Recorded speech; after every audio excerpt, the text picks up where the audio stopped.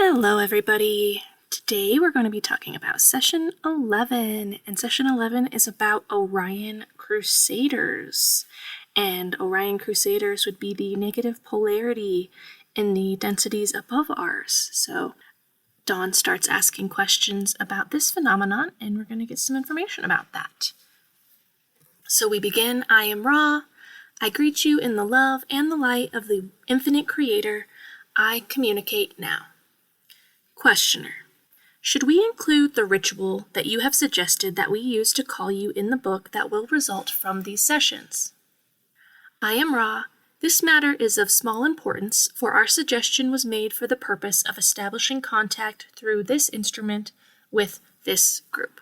So I did mention this back in Session 2, that Dawn asked later about if it was okay if they printed the ritual and the prayer and everything that they do to prepare to contact Ra. And Ra says it doesn't really matter because it's not going to work for anyone else. So feel free, it doesn't really matter. So 11.2, Dawn asks, is it of any assistance to the instrument to have name and name present during these sessions? Does the number in the group make any difference in these sessions? I am Ra. The most important of the entities are the questioner and the vibratory sound complex Jim. The two entities additional aid the instrument's comfort by energizing the instrument with their abilities to share the physical energy complex, which is a portion of your love vibration. So the names are omitted. I'm pretty sure that Dawn is asking about Leonard, and he might be asking about a woman named Sue, who I believe Carla says has joined a few sessions at this point.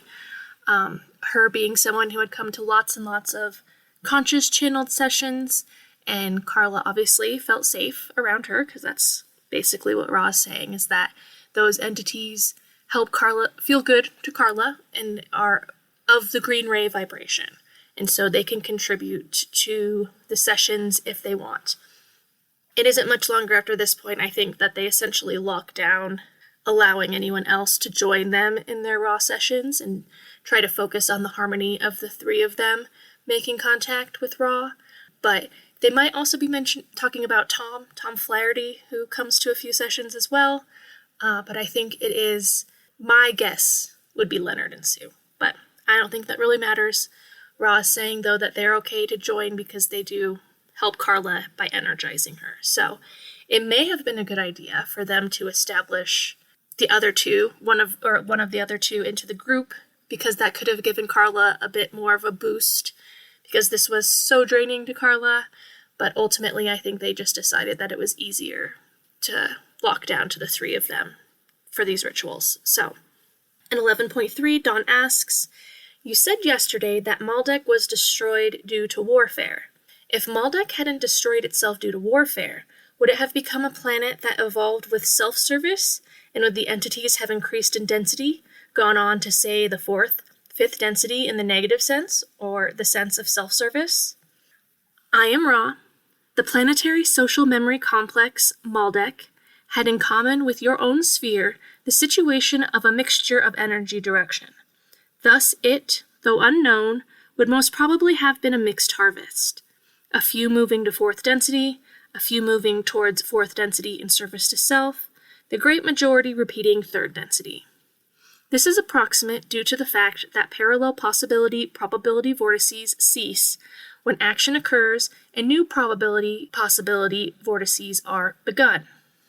So here Dawn's trying to figure out what kind of planet Maldek would have become if it didn't get destroyed, and Ross says it would have been probably like Earth, which means that more positive entities reaching harvest than negative entities reaching harvest, and therefore the planet would have eventually become positive, but the majority of entities would have had to repeat this cycle because of, as we mentioned before, the confusion of these entities believing that their thoughts and actions were of service to others, despite them clearly being violent in service to self. So, and Ross says they can really only estimate because a long time ago, all of those probability vortices ceased to exist because that potential stopped existing once the planet was destroyed. So, 11.4, Dawn asks, is there a planet behind our sun, opposite to us in orbit, that we do not know about?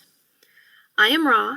There is a sphere in the area opposite your sun of a very, very cold nature, but large enough to skew certain statistical figures. This sphere should not properly be called a planet as it is locked in first density. So Ra does talk about this elsewhere, that a first density quote-unquote planet isn't actually a planet because it doesn't really even have consciousness yet.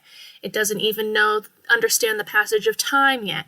It's really still forming as, the first density of our octave is the 8th density of the previous octave. So it's still emerging into its form, its being, becoming conscious and self-aware.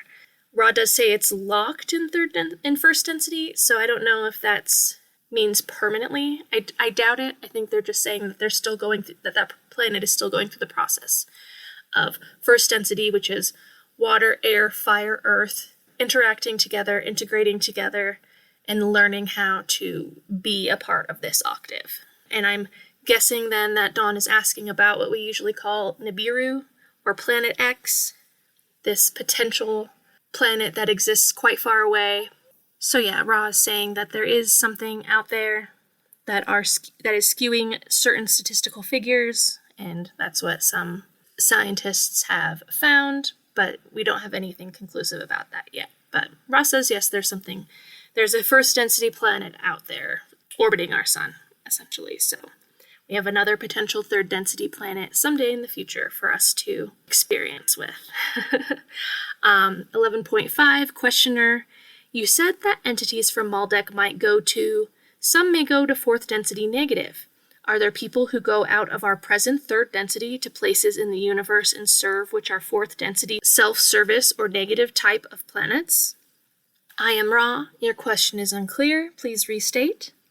And so Dawn tries again and says, as our cycle ends and graduation occurs, is it possible for anyone to go from this third density to a fourth density planet that is a self-service type or negative type? I am Ra. We grasp now the specificity of your query. In this harvest, the probability-possibility vortex indicates an harvest, though small, of this type. This is correct. So here Ra is affirming that we will have a small service to self harvest. We're also going to have a small service to others harvest, but it's much bigger than the service to self harvest. So 11.7, Dawn asks, can you tell us what happened to Adolf Hitler? And Ra says, I am Ra.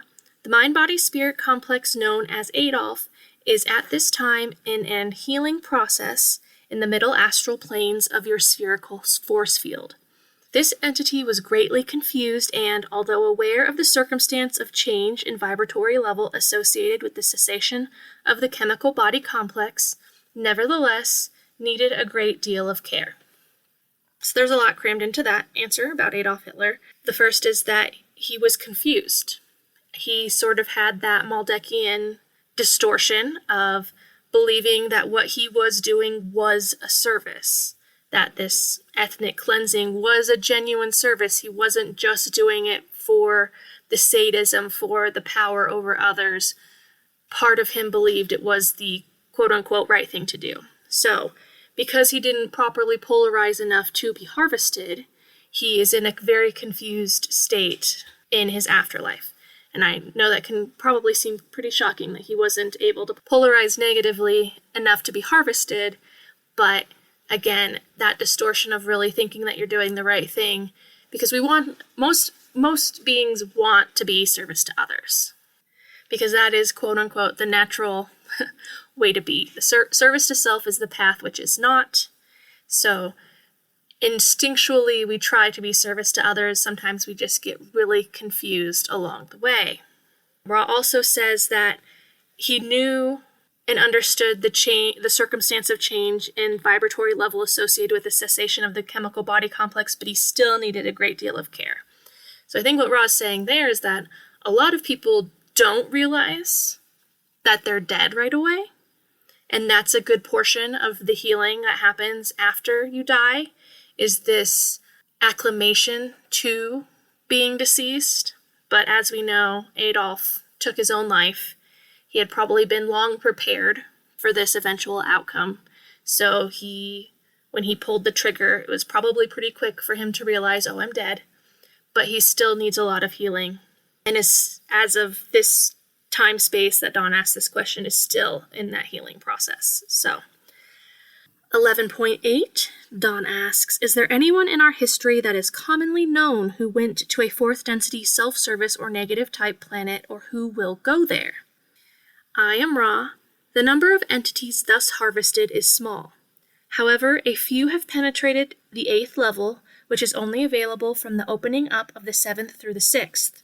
Penetration into the 8th or intelligent infinity levels allows a mind-body-spirit complex to be harvested, if it wishes, at any time-space during the cycle.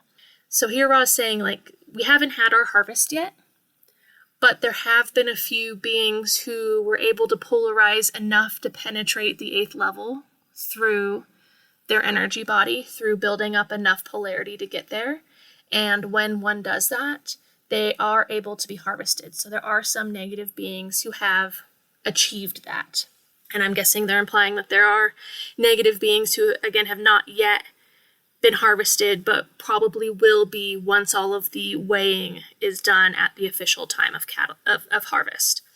Ross says at another time that service to others entities don't usually do this.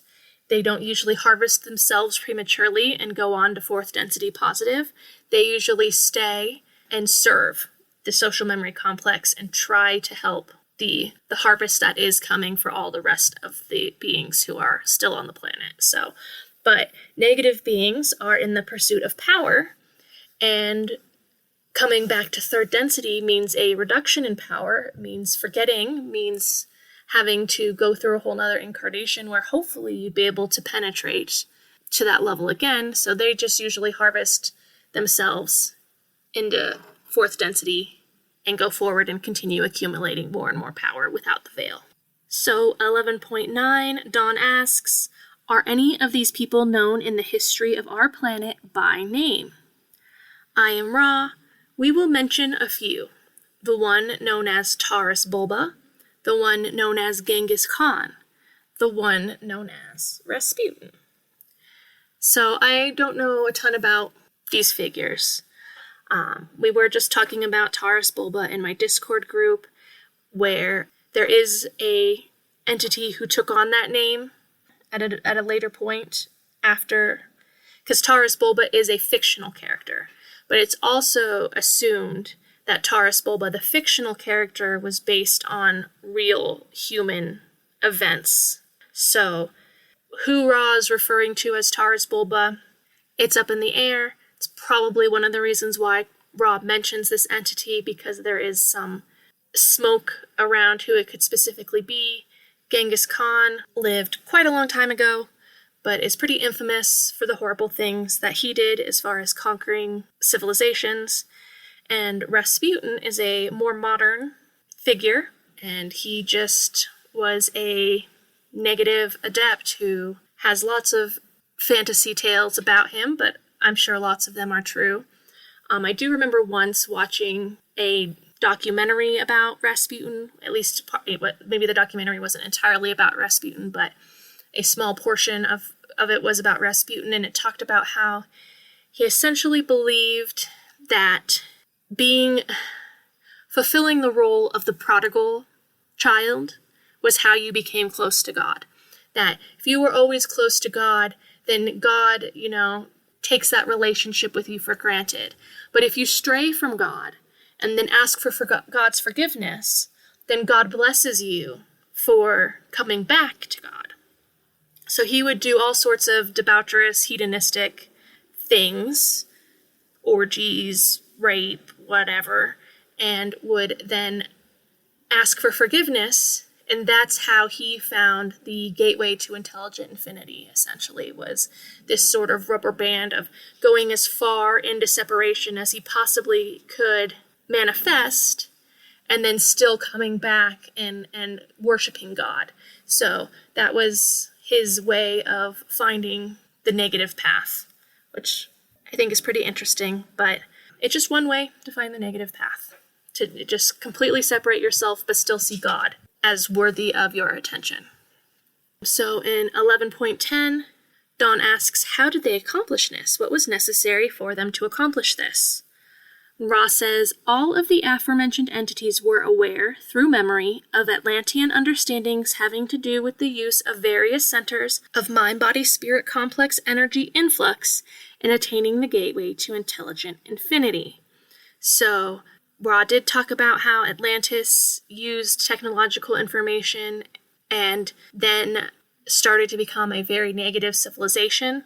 So, Ra's saying that these entities all were at one point part of the Atlantean group and had previously polarized negatively to a significant degree during those lifetimes on Atlantis. So because of that previous bias, they were able to have subsequent lifetimes to refine that. And in 1111, Dawn asks, did this enable them to do what we refer to as magic, do paranormal things while they were incarnate here? I am Ra. This is correct.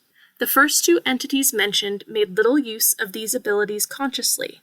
However, they were bent single-mindedly upon service to self, sparing no efforts in personal discipline to double, redouble, and so empower this gateway. The third was a conscious adept and also spared no effort in the pursuit of service to self. So here Ra is saying that Genghis Khan and Taras Bulba were both just so focused on self-service, they weren't necessarily consciously using the gateway to intelligent infinity to perform paranormal things, but they were just so focused on getting what they wanted for themselves that was able to open that gateway. Rasputin, on the other hand, did have more full awareness of what he was doing and how he could wield intelligent infinity in ways that seemed paranormal and supernatural, or whatever word you wanted to use for that. So Ra will answer this again here in the upcoming sessions, but essentially those are the two ways. You can either just be so focused on self-service that's how you find the gateway, or you can learn magic and find the gateway through more subtle energy fields, but also still desiring to serve the self over all others.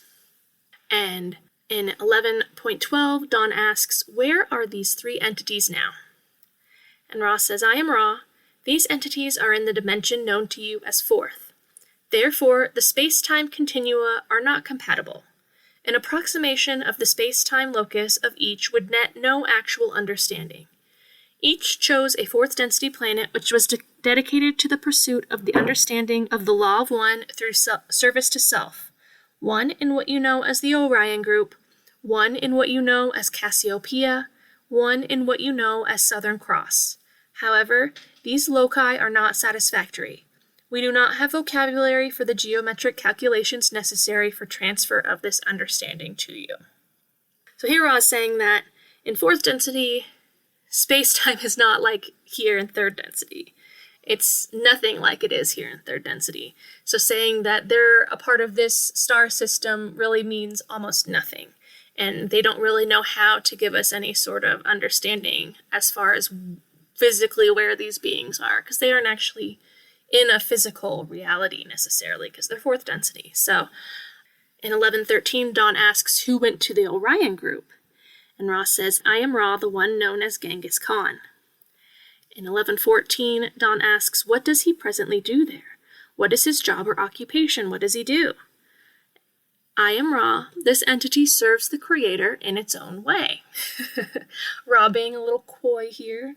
And Dawn's not having it, so he asks again, is it impossible for you to tell us precisely how he does this service? I am Ra. It is possible for us to speak to this query. However, we use any chance we may have to reiterate the basic understanding/learning that all beings serve the Creator. The one you speak of as Genghis Khan, at present, is incarnate in a physical light body which has the work of disseminating material of thought control to those who are what you may call crusaders. He is, as you would term this entity, a shipping clerk. So, the best analogy Ra has here is that Genghis Khan is a shipping clerk, which is kind of amusing to think about. It kind of puts his quote-unquote job in a mundane light, And I find it interesting, too, as a little off-topic ramble here. I just recently got done watching through Star Trek: The Next Generation, and it's a very fun show. If you haven't watched it, you should maybe give it a try, because it's a great show. But there is an episode which actually takes this idea very literally, and it's called The Game. If anyone has seen the show, they're familiar with this episode. Obviously, it's a pretty classic episode.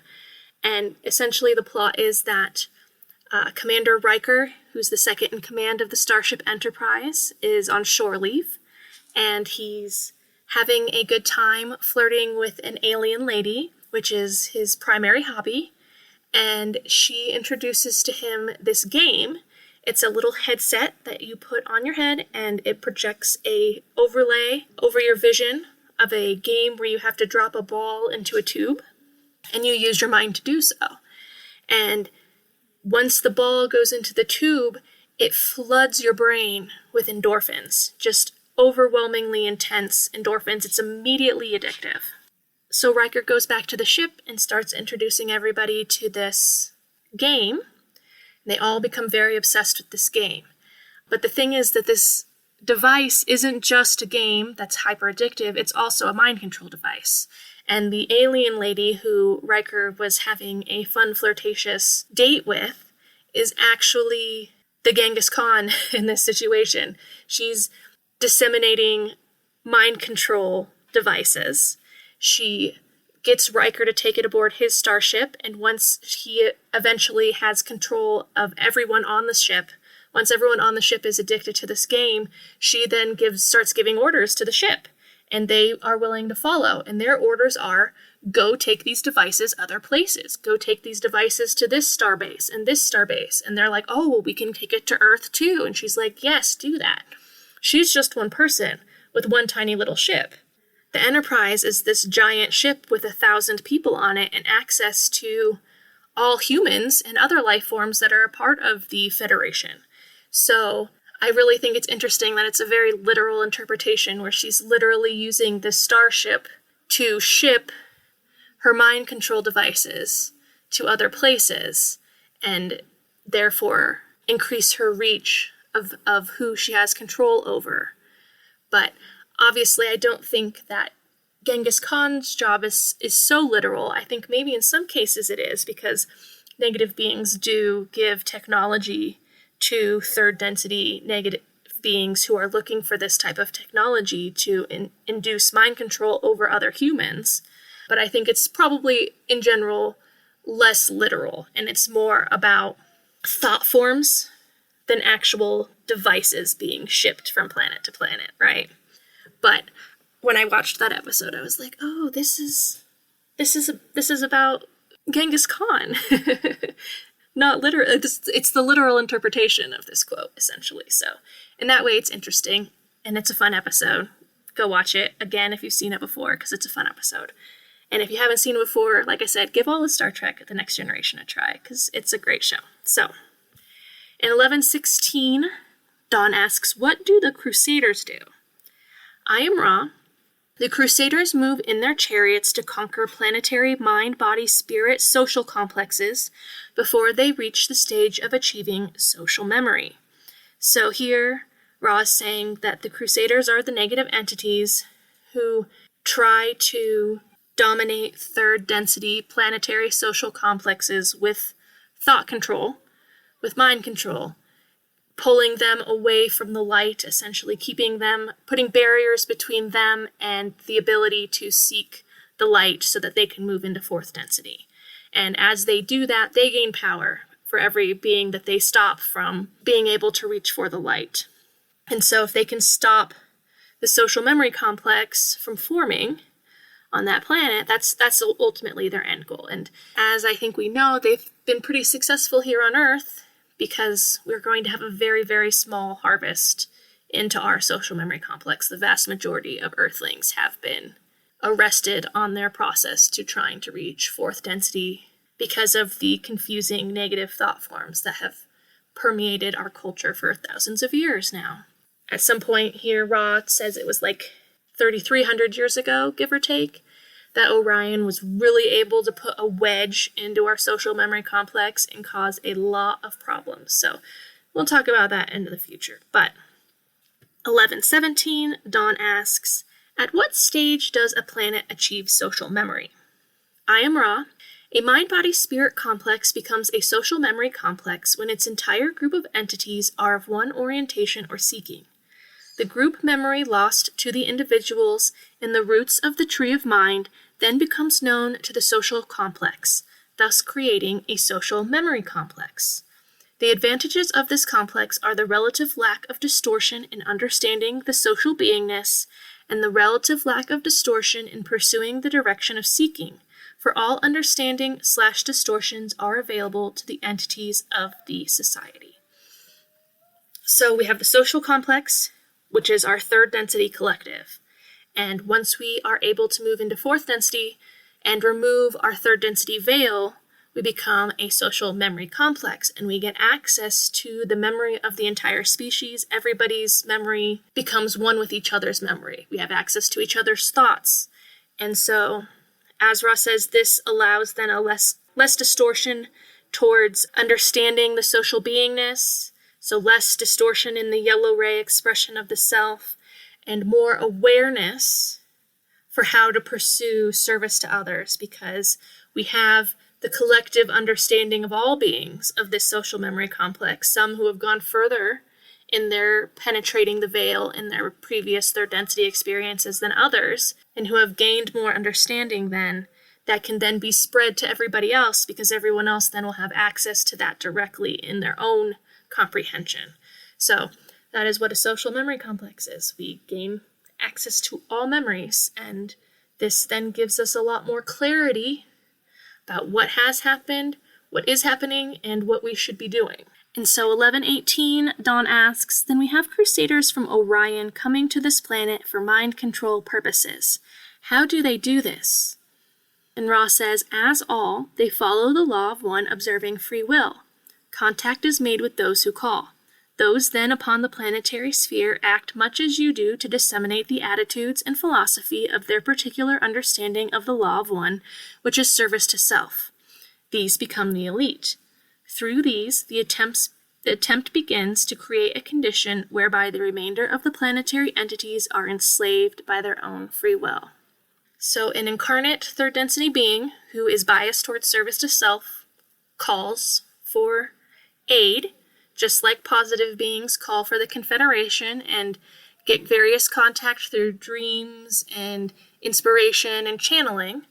These negative beings get similar contact from other negative beings who give them ideas and concepts and technology that allow them to enslave the rest of us and to keep our consciousness as low as possible so that we do not achieve a social memory complex, because when we achieve a social memory complex, then we gain more power over the negative beings, because there are never as many negative beings as there are positive in the whole of creation. Ross says it's about 10 to 1, 10 positive to 1 negative. So when a planet achieves social memory complex, the positive polarity gains a lot more power, so the negative polarity is trying to stop that by distracting, enslaving, forcing us to work instead of being able to focus on the disciplines of the personality, upon meditation, and using our energy to actually serve others without expectation of return. Because even if our job is service to others, there's still that aspect of an expectation of return of money so that we can pay our rent and our light bill and all of that. So we're going to keep going into that a little bit more here in this session, so I won't go on a total rant. But 1119, Dawn asks, can you name any of the recipients of the Crusaders, that is, any names that may be known on the planet today? I am Ra. I am desirous of being in non-violation of the free will distortion. To name those involved in the future of your space-time is to infringe. Thus, we withhold this information. We request your contemplation of the fruits of the actions of those whom you may observe enjoying the distortion towards power. In this way, you may discern for yourself this information. We shall not interfere with the, shall we say, planetary game. It is not central to the harvest. So, I think this answer, though Ra refrains from answering directly, is still very informative. I know a lot of people believe that it's totally impossible to discern polarity, and I don't think that's true. I don't think Ra ever says that in any way. And here Ra is saying the opposite, that if you look at those who are enjoying the distortions towards power, and you see the fruits of their power, the manifestations that they have created, then this can be obvious. Now, some people might be confused along that line. It's not a totally foolproof thing. It's not that easy to just recognize somebody's polarity. I think you have to have your own polarity before you can recognize somebody else's polarity. I think this is one of the abilities that you gain as you continue to pierce the veil and move along one path. You can sort of see the delineation between the paths a lot more sharply. So Ra here is talking to Dawn and says, in this way you may discern for yourself. I think they're saying that Dawn has this capability of discerning. I don't think everybody has the capability of discerning. A lot of people are still existing in confusion. And it reminds me of a quote that comes much later in the book where Ra mentions that sometimes unpolarized beings see those who are polarized and often assume that they're using black magic when they are actually using white magic. They recognize the magic, they don't recognize the nature of the magic. But, like I said, I believe that the more you polarize, that's an act of discerning magic. And so the more you do the work of building polarity, which is discernment, the more then you can see what's actually going on just a little bit better. So here is 1120. Dawn asks, how do the Crusaders pass on their concepts to the incarnate individuals on Earth? I am Ra. There are two main ways, just as there are two main ways, shall we say, polarizing towards service to others. There are those mind-body-spirit complexes upon your plane who do exercises and perform disciplines in order to seek contact with sources of information and power, leading to the opening of the gate to intelligent infinity. There are others whose vibratory complex is such that this gateway is opened in contact with total service to self with its primal distortion of manipulation of others, is then afforded with little or no difficulty, no training, and no control. So essentially, there are some people who are just natural. They already have this bias in their being. These choices are kind of already automatic for them in their life experience, and they're able to build then and double their polarity until they open the gateway to intelligent infinity. And then there are beings who take it a step further, essentially, and start doing rituals and performing exercises to really solidify those pathways, to really open the gateway even wider. And of course, Ra here is talking about specifically the group. They've done rituals to contact sources of information and power, that being Ra, and of course their previous channeling and subsequent channeling of other Confederation members. So those are really the two ways. Again, you can do it unconsciously or you can do it consciously. And so 11.21, Dawn asks, what type of information is passed on from the Crusaders to these people? I am Ra. The Orion group passes on information concerning the Law of One with the orientation of service to self. The information can become technical, just as some in the Confederation, in attempts to aid this planet in service to others, have provided what you would call technical information. The technology provided by this group is in the form of various means of control or manipulation of others to serve the self.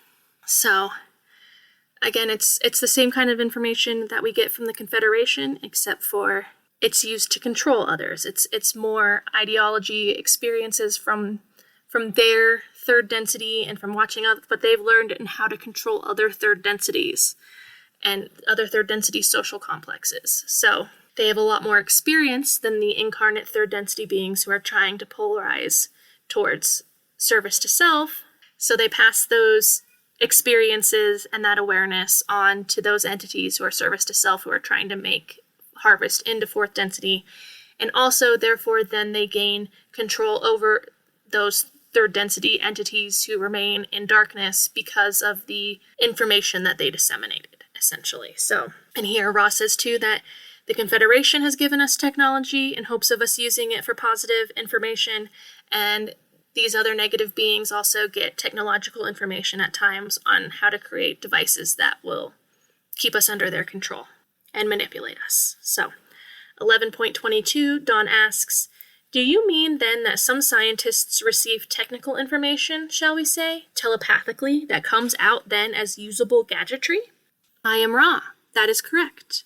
However, very positively, as you would call this distortion, oriented so-called scientists have received information intended to unlock peaceful means of progress, which redounded unto the last echoes of potential destruction due to further reception of other scientists of a negative orientation/distortion. So here Ra is saying that sometimes the Confederation has given technological information to positively oriented scientists.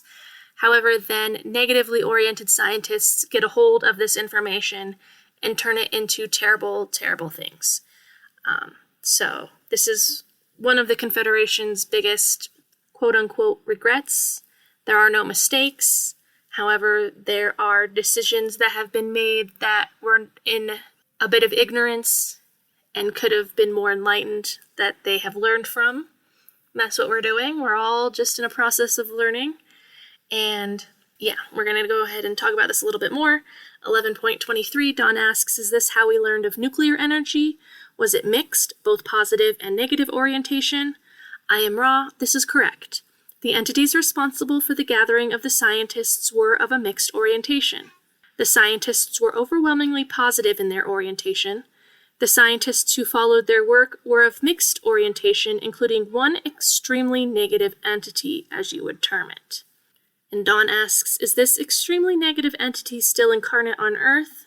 I am Ra. This is correct. And so Dawn asks, then I assume you can't name him, and would ask you where Nikola Tesla got his information. I am Ra.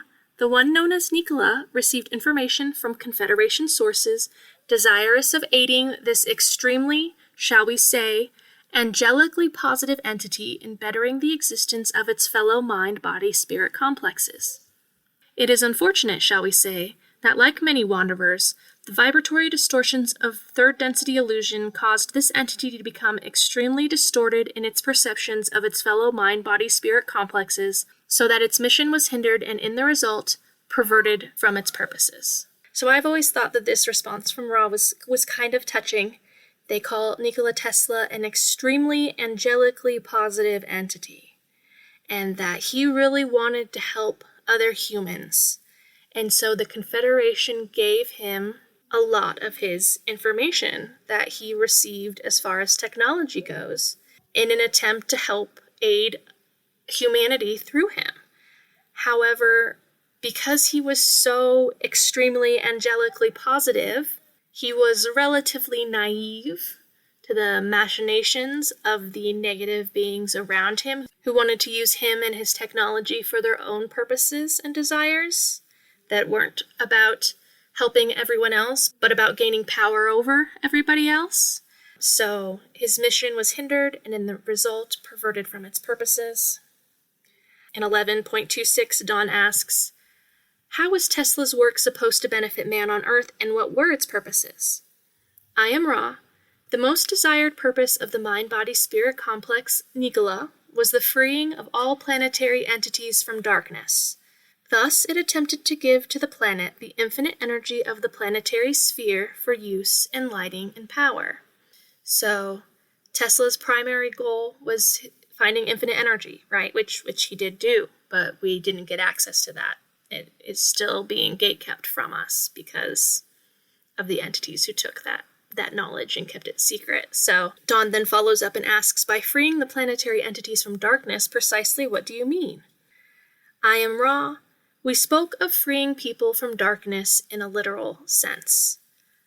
And this response from Ra says was lost due to a tape recorder malfunction, but most of it was, but this was essentially what Ra said to verify Dawn's follow-up here.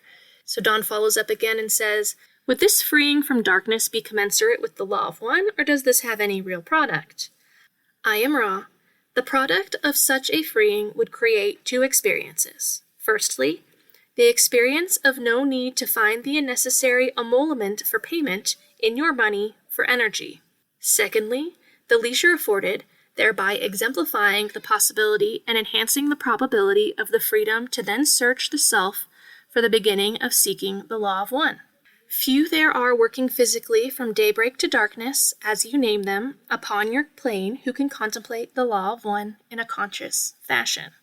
So, again, this is another really interesting response from Ra, and I hate to use what may soon be an illegal word here, but this is, I think, a very anti-capitalist response from Ra, saying that the concept that we all have to work so hard to make money, to afford having lights on, to have electrical energy, is hindering people from being able to have the freedom of time to find the law of one for themselves and to begin seeking.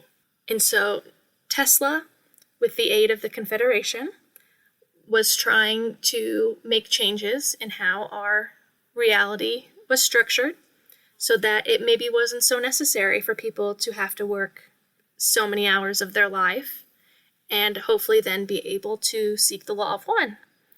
And so it's pretty sad that Tesla was hindered in his desires, and it would be nice to be on the timeline where that didn't happen, I think, for all of us. But yeah, ultimately, the freedom from having to work as hard as we do, as a species, as a society, would potentially increase the harvest because more people would have time to be able to seek the law of one instead of orienting their free will, so much of their free will in the direction of finding money so that they can survive. Someday we'll move beyond this, but obviously many beings are trying to prevent that so that they can harvest service to self. And 11.29, Dawn asks, what about the Industrial Revolution in general? Was this planned in any way? I am Ra. This will be the final question of this session. That is correct. Wanderers incarnated in several waves, as you may call them, in order to bring into existence the gradual freeing from the demands of the diurnal cycles and lack of freedom of leisure. So here Ra's affirming that a lot of the technology from the Industrial Revolution was brought in by wanderers, again in an attempt to aid us from having to work so hard. We did have some easing of that, because before we had any sort of labor laws, people were working 12, 14, 16-hour days, 6, 7 days a week.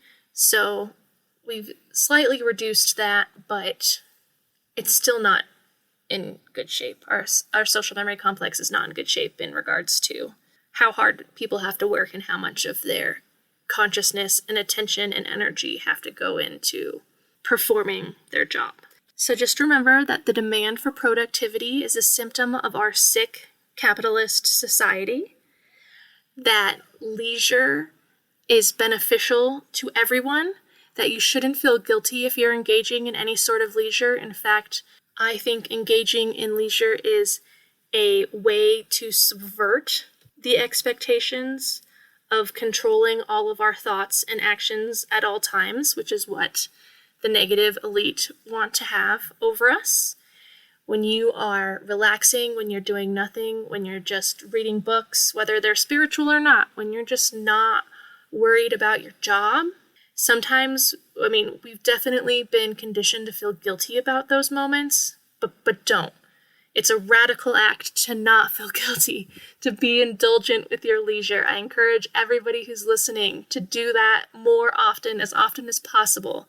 Indulge in leisure, free your mind from the rigorous expectations of constant productivity. Because, as Ross says many times in many ways, it's not what we do, it's who we are. It's our being. Our being is way more important than our actions and how we manifest to see the results of our productivity. Just being more relaxed and not so tightly wound up is beneficial to your overall well-being and vibrational state. So indulge in leisure. I believe that is a request from the Confederation. 11:30. Dawn asks, well, that was the last question, so I will, as usual, ask if there's anything we can do to make the instrument more comfortable.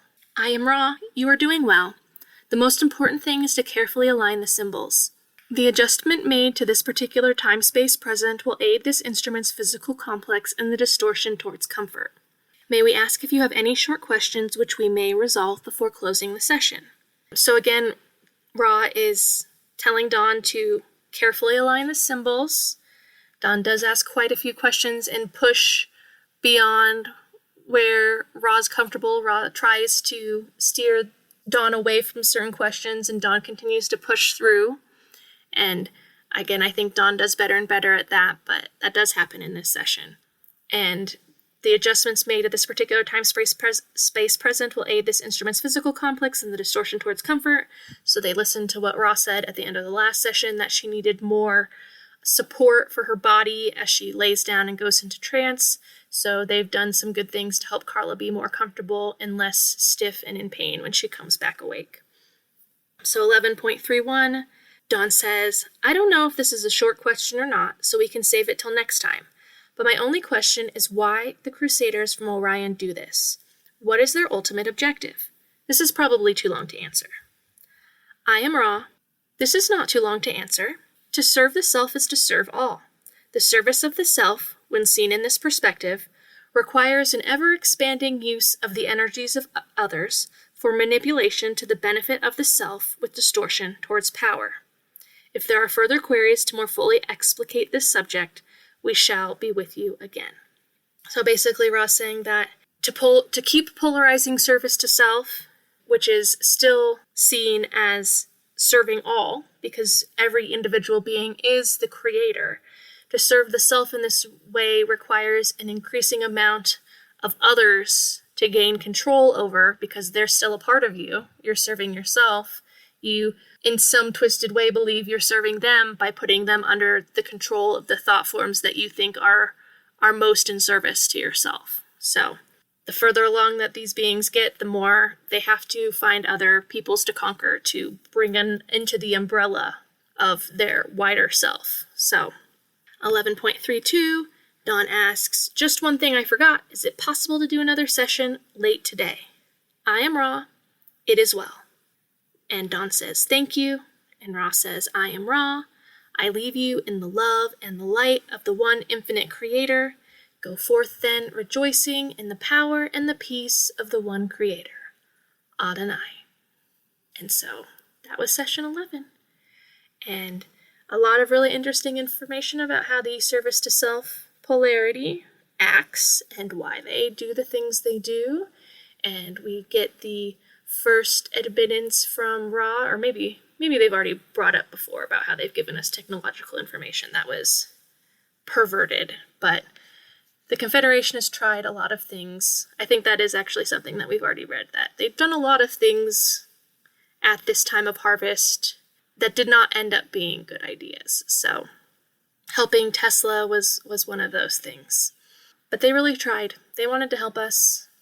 There are just too many negative beings who love power and love money to allow these technologies to filter through to help the rest of us, because they might lose power, and even worse, they might lose money, and that can't happen. So again, I'm going to mention one more time, indulge in your leisure. Try not to worry so much about money. Try to allow this energy to flow to you and through you. There's no need to try to grab it and hold on to it as tightly as possible. It's just another type of energy. We've got so many distorted thought forms about money and how to accumulate money and what we need to do to survive. And these are all thought control distortions that have been disseminated by Orion Crusaders to keep us under their control. So anything you can do to break out of those thought forms is time and energy well spent. And I will say, too, here at the end, as I recorded today, my child was in a very exciting play session. So I'm going to try to edit out all the shrieks and screams and laughs and all the silly noises he was making in the background, but I'm sure a lot of them are going to remain, and I apologize about that. I hope that you're still able to focus mostly on what I'm saying most of the time. So I appreciate your patience in that endeavor. If I had to wait until he was completely silent or completely absent to do these sessions, I just wouldn't be able to do them at all. So something we have to compromise on.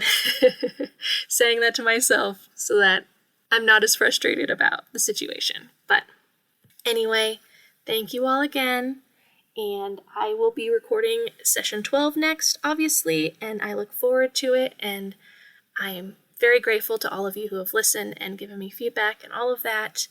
Thank you for your time, and thank you for seeking the light.